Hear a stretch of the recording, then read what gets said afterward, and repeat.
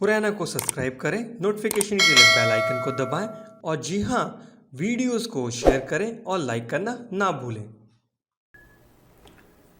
Hello दोस्तों, आप सभी का स्वागत है मेरे इस नए ट्यूटोरियल में। आज के इस ट्यूटोरियल में आप लोगों को बताऊंगा कि किस तरीके से हम अपने इस मॉडल को प्रिपेयर कर सकते हैं की शॉट के लिए और किस तरीके से हम की शॉट के अंदर अपने मॉडल के ऊपर मटेरियल अप्लाई कर कर एक अच्छा एक फाइनल आउटपुट हम लोग निकाल सकते हैं। सबसे पहले इसके लिए हमें करना क्या पड़ेगा। सबसे पहले इस पे हमें मटेरियल आईडीज़ इसकी क्रिएट करनी पड़ेगी।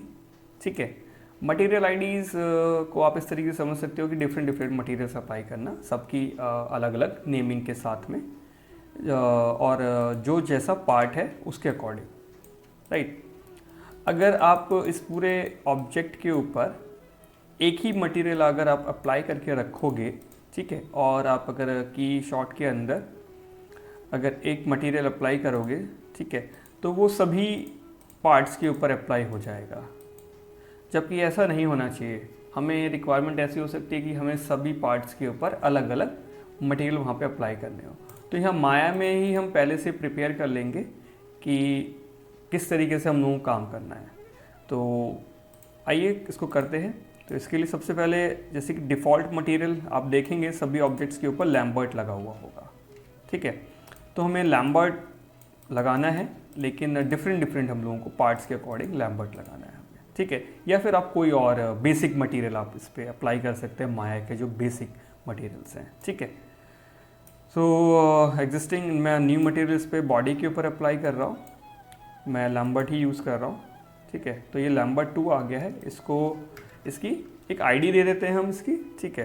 तो CONT_main, ठीक है, और FLS फ्लास्क इसको दे देते हैं नाम। और ये वाला पार्ट है, तो ये हेड पार्ट हम लोगों ने दिया था, तो इसको भी एक मटेरियल इस पर अप्लाई कर देते हैं और इसको एक इसकी आईडी दे देते हैं, इसका नेम डाल देते हैं हम कोई हेड, ठीक है। कैप,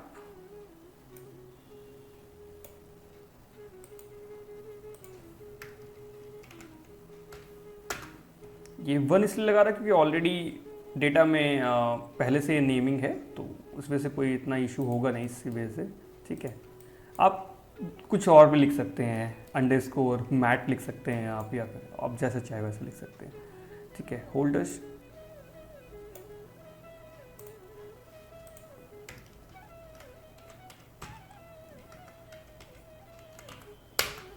राइट, एंड ये इसका इनसाइड पार्ट, इनसाइड शेप।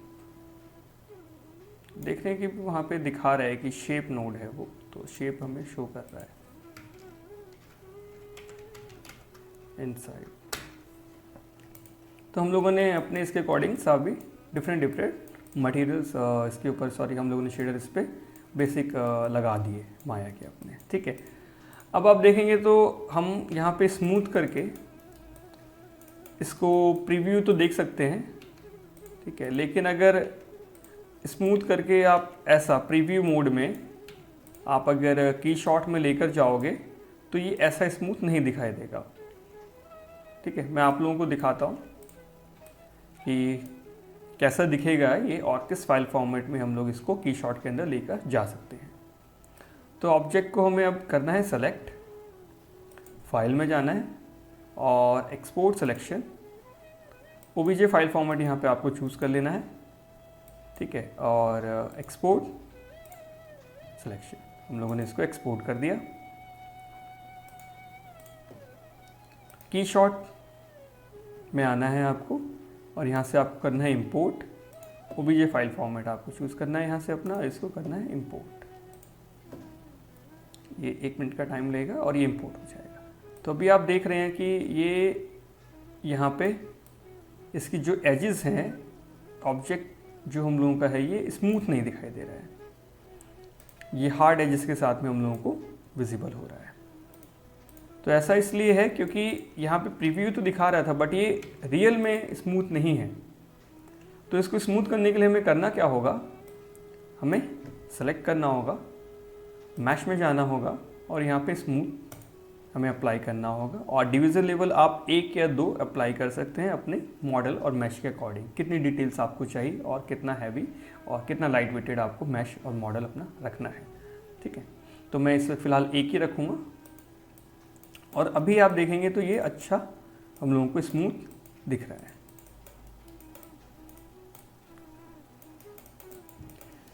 तो वापस से आप इसको सेलेक्ट करें और इसको एक्सपोर्ट करें, एक्सपोर्ट सिलेक्शन, रिप्लेस में कर दे रहा हूँ। ठीक है, यहाँ पे ये अपडेट नहीं होगा, राइट। तो मैं वापस से जाकर एक न्यू ले लेता हूँ, इसको डिस्कार्ड कर देता हूँ और इंपोर्ट करता हूँ अपनी सबकी बार स्मूथ वाले मॉडल को। तो अब की बार आप देखेंगे तो हम लोगों का ऑब्जेक्ट, हम लोगों का मैश मॉडल जैसा हम लोगों को माया में प्रीव्यू में फाइनल दिख रहा है वैसा ही हम लोगों को स्मूथ यहाँ पर हमारी एजेस हम लोगों को दिख रही है। तो अब इसके ऊपर हम लोगों को मटेरियल अप्लाई करना है। ठीक है, तो ये सभी अलग अलग इस पे हम लोगों ने मटेरियल्स अप्लाई कर रहे थे, लैम्बर्ट 2, 3, 4 ये यहाँ पे शो कर रहा है उसके अकॉर्डिंग। तो अब की बार ये सभी चीज़ें अलग हैं, ये सब आईडीज़ के अकॉर्डिंग ये सेट हो रखा है। तो यहाँ पे सॉरी फॉर इंटरप्शन, यहाँ पे आप साइड में देखेंगे तो डिफरेंट आईडीज़ के यहाँ पे सेट्स हैं आप लोगों को मिलेंगे, सॉरी मटेरियल्स के सेट मिले हुए हैं आपको यहाँ पे।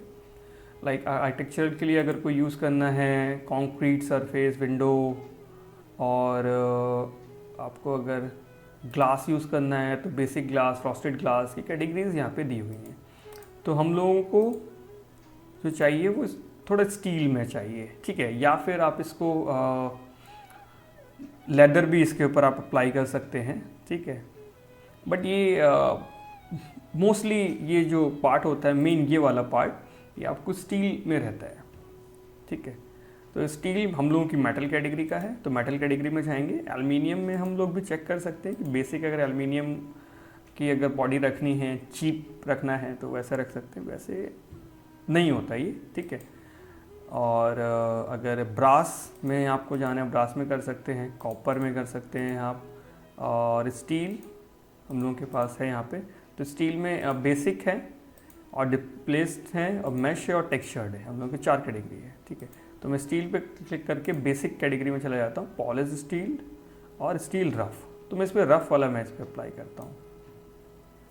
तो जैसे ही मैंने इस पर रफ वाला अप्लाई किया तो ये सिर्फ इसी पार्ट पे अप्लाई हो रहा है, ये हम लोगों की फ्लास्क की जो मेन बॉडी है सिर्फ इसके ऊपर ही, ये और कहीं पे अप्लाई नहीं हो रहा है। बेसिक अगर आपको लगा के देखना है तो आप बेसिक भी आप इस पर लगा के चेक कर सकते हैं कि बेसिक वाला कैसा दिख रहा है। आप पे डिपेंड करता है कि आपको कैसा मटेरियल और लगाना है। तो मैं स्टील रफ लगा देता हूँ इसके ऊपर। ठीक है,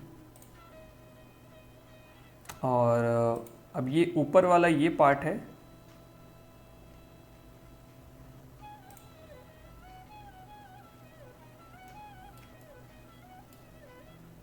ये रियल टाइम पे रेंडर भी कर रहा है जिसकी वजह से ऐसा हम लोगों को दिख रहा है। सो ये वाले पार्ट के ऊपर भी हम लोग नॉर्मल या तो रफ वाला लगा सकते हैं या फिर टेक्सचर्ड हम लोग लगा सकते हैं या मैश पीस लगा सकते हैं। तो मैं इस पर लगा के देखता हूँ, मैश वाला तो अच्छा नहीं लगेगा, टेक्सचर्ड लगा के देखता हूँ, स्टील ब्रश टेक्सचर्ड, यस। या फिर कुछ सिंपल और ट्राई कर सकते हैं,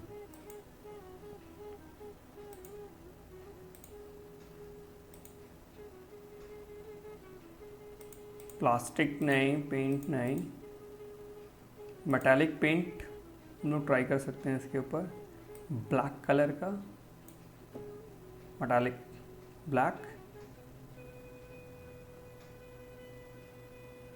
मेटालिक कूल ग्रे,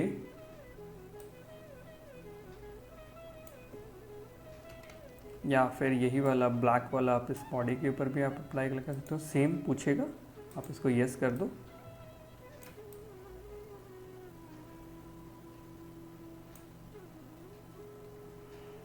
और इसके इनसाइड वाले पार्ट में अगर आप चाहें तो कुछ और भी लगा सकते हैं। मैं इस पर वैसे फ़िलहाल अभी ये ब्लैक वाला ही मैं इस पर लगा रहा हूँ, सेम मटेरियल।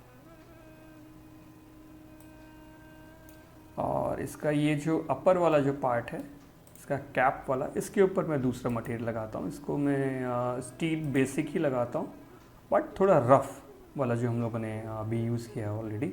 ठीक है, मैं इस वाले को इस पर अप्लाई कर देता हूँ। आपकी बार इसको मैं नो करूँगा, ठीक है, क्योंकि मुझे इसको अपडेट करना है, मुझे इसको चेंज करना है, राइट। तो मटेरियल कैटेगरी में आप यहाँ पे आओगे तो इसको आप क्रैश तो नहीं कर रहा है, ये नहीं कर रहा है, ठीक है। यहाँ पे थोड़ा अपडेट ले रहा है ये। स्टील रफ 2 है हम लोगों के पास में।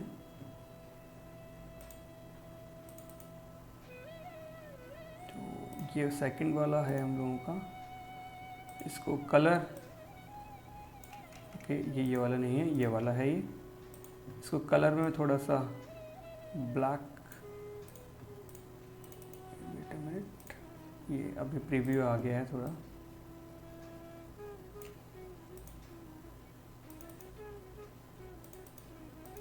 ये दोनों पर एक ही अप्लाई हो गया है। नो, ये अभी चेंज हो रहा है। यस, थोड़ा अपडेट लगने में थोड़ा टाइम लगाता है ये अपडेट होने में।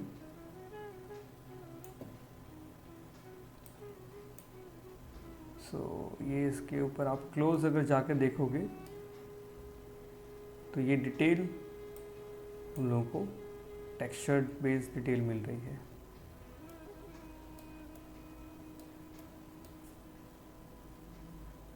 आप इसको ओके कर दो, वापस सीन में आप आओ और आप देख इसको, प्रीव्यू आपका ये मटेरियल के साथ में हो गया। अगर कुछ लेबल वगैरह आपको इसके ऊपर लगाने हैं तो उसके लिए प्रोसेस डिफरेंट होता है। उसके लिए हमें करना क्या होगा कि हमें पहले इसको अनरैप करना होगा, ठीक है। और अनरैप करने के बाद उस पर डिफरेंट मटेरियल हम लोगों को अप्लाई करना होगा। जिस पोर्शन पे हम लोगों को कोई इमेज या फिर जो टेक्सचर अगर हम लोगों को लगाना है, फिर उसके बाद हम करेंगे। आगे की कुछ ट्यूटोरियल्स में मैं वो चीज़ें भी कवर करूँगा। और ये देख रहे हैं कि कितना अच्छा आपका ये रेंडर हो गया है, कितना अच्छा क्वालिटी के साथ में आ रहा है। इसको फाइनल अगर आपको रेंडर करना है, स्टिल इमेज आपको चाहिए, आप यहाँ पे जाएं और ऐड टू रेंडर क्यू में आप इसको कर सकते हैं। और रेंडर क्यू में डायरेक्टली रेंडर भी आप यहाँ से भी कर सकते हैं, क्यू में ना लगा के, ठीक है। अगर क्यू में लगा रखा है तो कोई बात नहीं, अगर नहीं भी है तो कोई बात नहीं, आप डायरेक्टली भी कर सकते हैं यहाँ से, ठीक है। तो मैं आउटपुट में इसको हटा के, ये JPEG है सिर्फ, ठीक है, तो इसको मैं रेंडर प्रोसेस क्यू में कर देता हूँ। ये थोड़ा सा टाइम लेगा।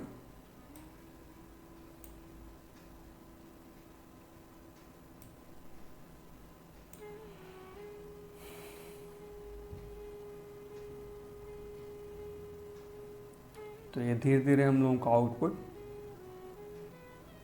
प्रोडक्ट का जो हमने रेंडर किया वो हम लोगों के पास आ गया है। ये रहा हम लोगों का फाइनल रेंडर। कैमरा एंगल वगैरह अगर आपको चेंज करना है वो आप चेंज कर सकते हो। जैसा कैमरा एंगल आपको रखना है, मल्टीपल आपको निकालने हैं तो मल्टीपल आप डिस्प्ले करने के लिए आप निकाल सकते हो। सो आई होप आप लोगों को ये छोटा सा ट्यूटोरियल अच्छा लगा होगा।